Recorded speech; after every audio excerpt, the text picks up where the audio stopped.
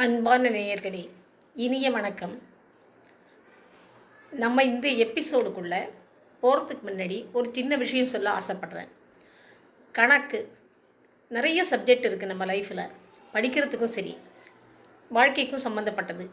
ஆனாக்க இந்த கணக்குங்கிறது ஸ்கூலில் இப்போ நான் படிக்கும்போது படிக்கிற காலத்திலலாம் வெறும் அல்ஜீப்ரா மேத்தமெட்டிக்ஸ் மட்டும்தான் இருந்தது. இப்போ நிறைய மாற்றங்கள் நிறைய இருக்குது. இப்போ சின்ன குழந்தைங்களுக்கு சொல்லிக் கொடுக்கவே நம்மளால தெரியாது, நமக்கு முடியாது, நம்மளால் முடியாது. அதுக்கு ட்ரைனிங் எடுத்துக்கணும், படிக்கணும் எல்லாம் இருக்குது. ஸோ இந்த மாதிரி ஒரு கடுமையான ஒரு சப்ஜெக்டு. ஆனாக்க இந்த சப்ஜெக்டெல்லாம் கூட படிச்சுட்டு வந்துடுறாங்க. பெரியவங்களானதுக்கப்புறம் இந்த படிப்பு படித்து முடித்த பிறகு விஞ்ஞானம், சயின்ஸ் படிக்கிறாங்க, மேத்தமெட்டிக்ஸ் படிக்கிறாங்க, அக்கௌண்ட்ஸ் பண்ணுறாங்க. எல்லாம் பண்ணிவிட்டு ஒரு குடும்பத்தை எப்படி நடத்துறது, குடும்பத்தில் எப்படி கணக்கு போடுறதுங்கிறது யாருக்குமே புரியறது இல்லைங்க. அதை பற்றி ஒரு சின்ன ஒரு கருத்தை கவனத்துக்கு கொண்டு வரதுக்கு நான் ஆசைப்பட்றேன். கணக்கு 2 விதம். அந்த படிப்பு அது சம்மந்தப்பட்ட கணக்கு வேறு. ரெண்டாவது வாழ்க்கையில் நம்ம ஒரு கணக்கு போடுறோம். கணக்கு இந்த மீன்ஸ் என்னென்னாக்கா ஒரு எய்ம், ஒரு ஃபோக்கஸ், இது பண்ணணும் அதை பண்ணணும்னு ஒரு பிளானிங். நம்ம எந்த பிளான் போட்டாலும் அது ஒர்க் அவுட் ஆகுமா ஆகாதாங்கிறது முடிவு இறைவனுடைய கையில் தான் இருக்குங்க. ஏன்னா அந்த விதி அப்படின்னு சொல்லும்போது விதி எது என்ன செய்யுதுங்கிறது இல்லை. நம்ம முயற்சி ஏதாவது ஒரு தடங்கள் அல்லது தடைப்பாடு அல்லது நம்மளால் செய்ய தெரியாமல் போனதுனாக்க அந்த முயற்சி தவறாகும் பொழுது அதோடைய ரிசல்ட் 0 ஆகுது, சக்ஸஸ் ஆகிறதில்ல, தோல்வி கிடைக்கிது. அதனால் இந்த கணக்கை புரிஞ்சுக்கிறதுக்கு ஒரு மனுஷன் என்ன பண்ணால் கணக்கு போட்டுக்கொண்டே இருந்தான். வெறும் கூட்டல், கழித்தல், பெருக்கல், வகுத்தல், இதுதாங்க கணக்கு. இந்த 4 தான் இருக்குது. ஒன்று கூட்டணும், பெருக்கணும், கழிக்கணும், வகுக்கணும். இந்த 4 கணக்கையும் ஒரு சின்ன கவிதையாக நான் உங்களுக்கு காமிக்கிறேன்.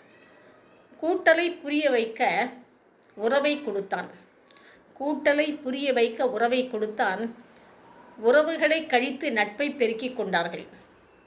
நல்லவை அல்லவை வகுக்க எண்ணி கூட்டியதை கழித்து பெருக்கியதை வகுத்து பார்த்தார்கள்.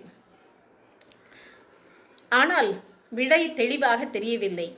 மனிதன் குழம்பி போய்விட்டான். ஏன் நமக்கு கணக்கு சரியாக வரல, கூட்டுறது, கழிக்கிறது, பெருக்கிறது, வகுக்கிறது, இந்த சிம்பிள் மேத்தமெட்டிக்ஸ் கூட நமக்கு வரலையே அப்படின்னு ரொம்ப ஃபீல் பண்ணி இதுக்கு என்ன முடிவு, யார்கிட்ட போய் கேட்கலாம் அப்படின்னு நினைக்கும் பொழுது நம்மளை படித்த பிரம்மாட்டே கேட்கலான்னு பிரம்மாட்ட போய் கேட்குறாரு. மனிதன் பிரம்மாவை சந்திக்கப் போகிறான். பிறகு சந்தித்த பின் ஒரு கேள்வி கேட்டான், ஏன் என் கணக்கு தப்பாகிறது என்று. பிரம்மா பதிலளித்தார், கூட்ட வேண்டிய உறவை கழித்து போட்டாய், கழிக்க வேண்டிய நட்பை பெருக்கிக் கொண்டாய். கூட்ட வேண்டிய உறவை கழித்து போட்டாய், கழிக்க வேண்டிய நட்பை பெருக்கிக் கொண்டாய், பெருக்க வேண்டிய நல்லவையை வகுத்து பார்த்தாய். எந்த முறையிலும் உன் சூத்திரம் சரியாக இல்லை. சூத்திரம் மீன்ஸ் ஃபார்முலா. அந்த ஃபார்முலா எதுவுமே உன்னது சரியாக இல்லை. அப்படி ஃபார்முலா சரியில்லைன்னு சொன்னாக்க ஆன்சர் எப்படி வரும், விடை எப்படி கிடைக்கும் உங்களுக்கு? அப்போ பிரம்மாவோட விளக்கம் மனிதனுக்கு அப்பவும் புரியவில்லை. அவனுடைய பிரம்மா இப்படி தெளிவாக சொல்லியும் மனிதனுடைய மூளைக்கு எட்டவில்லை. உடனே என்ன செய்தான் தெரியுமா? மீண்டும் நோட்டை எடுத்தான், கணக்கு போட ஆரம்பித்தான். அப்போது வாழ்க்கையில் எப்போ இவன் கணக்கு போட்டுகிட்டே இருந்தால் எப்போ புரிஞ்சுக்கிறது? அதுக்கு தாங்க நீங்கள் ட்ரை பண்ணுங்கள்.